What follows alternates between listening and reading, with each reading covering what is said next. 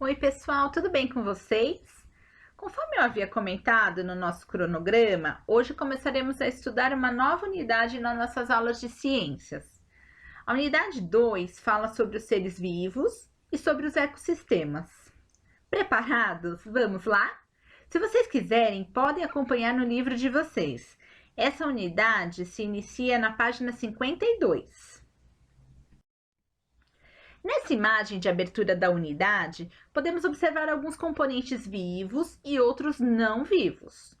Como seres vivos, vemos o sapo, o girino, as libélulas e as plantas aquáticas. E como componentes não vivos, temos a água e o ar.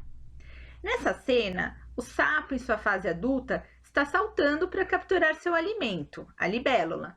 O sapo, a libélula, o girino, eles se alimentam de outros animais. Já as plantas, elas produzem seu próprio alimento através do processo da fotossíntese.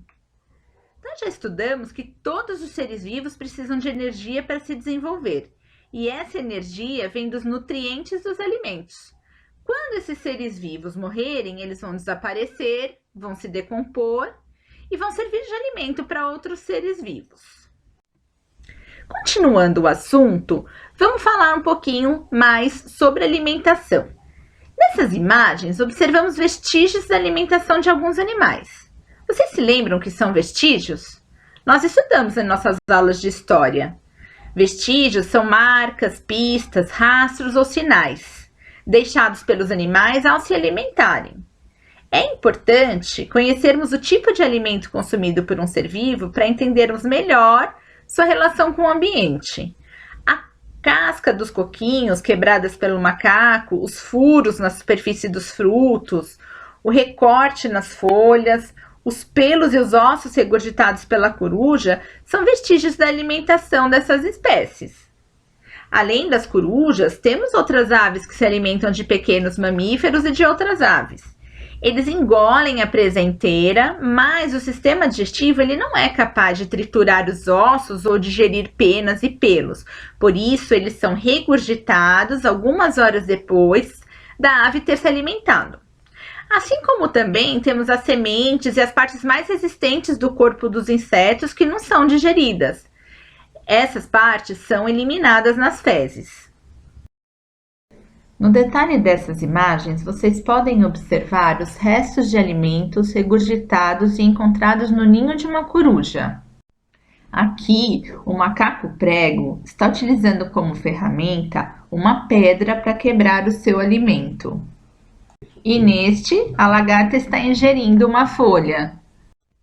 Nós já sabemos que toda a energia e os nutrientes de que os animais precisam para crescer, manter-se vivos e realizar as suas atividades vêm dos alimentos.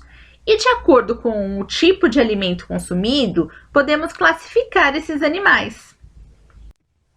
Os animais herbívoros, eles se alimentam somente de plantas ou parte das plantas, como as sementes, as folhas, os frutos e as raízes. Como exemplo, temos os elefantes, as vacas, as girafas. Já os animais carnívoros, eles se alimentam de outros animais. Eles costumam caçar e matar as suas presas. Como exemplo, temos os leões, as raposas, as onças, os tubarões. E os onívoros? Os animais onívoros, eles se alimentam tanto de plantas quanto de outros animais. Nós, seres humanos, somos um exemplo de animal onívoro. Temos também os animais detritívoros, que podem ser chamados de saprófagos ou necrófagos. Esses animais se alimentam de restos orgânicos de plantas ou animais mortos, reciclando-os. Os exemplos são os urubus, as hienas, algumas espécies de besouros e moscas.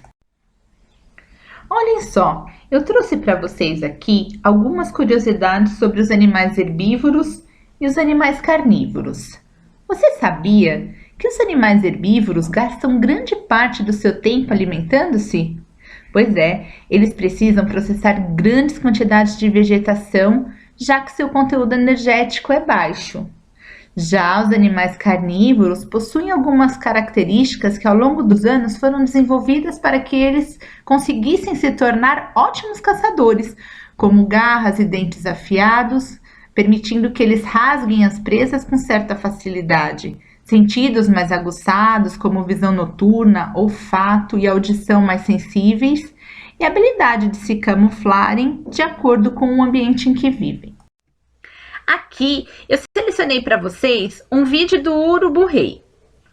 Vocês vão encontrar informações sobre seus hábitos alimentares e a sua importância no meio ambiente. Muito bem, galera do quarto ano, parabéns pela sua dedicação e lembrem-se, estamos separados fisicamente, mas conectados pelo coração. Um grande beijo e até a próxima!